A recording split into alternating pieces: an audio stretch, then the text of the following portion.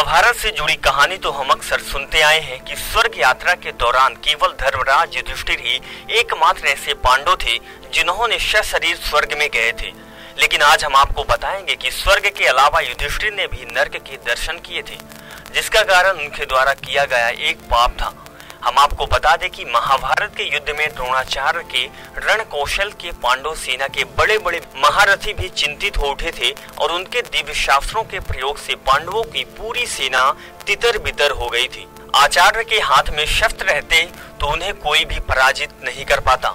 यदि वो स्वयं अपना शस्त्र रख दे तभी उनको रोक पाना संभव था।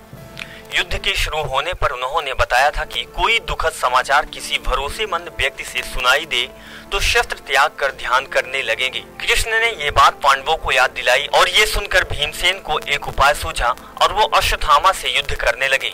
युद्ध करते करते भीम ने अश्वत्थामा को युद्ध भूमि से बहुत दूर फेंक दिया और युद्ध में एक अश्वत्थामा नाम का हाथी भी था। भीम ने उसे मार दिया। द्रोणाचार्य के सामने बोला, अश्वत्थामा मारा गया। द्रोणाचार्य चौंके, लेकिन उन्होंने युधिष्ठिर से सही बात की जानकारी करनी चाहिए। तब कृष्ण ने धर्मराज से कहा कि अश्वत्थामा मारे जाने की पुष्टि कर दे, लेकिन युधिष्ठिर झूठ बोलने के लिए तैयार नहीं थे और वो कृष्ण का कहना भी नहीं टाल सके। तब जाकर युधिष्ठिर ने दुखी मन से कहा कि अश्वत्थामा मारा गया, लेकिन पूरी तरह से सच उनसे फिर भी बोला ना गया। उनके मुंह से आगे निकला, पर यह उनको नहीं पता चला कि मनुष्य था या हाथी। जैसे ही युधिष्ठिर ने ये कहा, उसी समय कृष्ण ने पांचजन्य शंख बजाना शुरू कर दिया, जिसके चलते युधिष्ठिर के अगले शब्द द्रोणाचार्य सुन ही नहीं सके थे। धर्मराज युधिष्ठिर का रथ सदा पृथ्वी के 4 अंगुल के ऊपर ही रहा करता था, पर छल वाक्य बोलते ही उनके पहिए भूमि पर लग गए।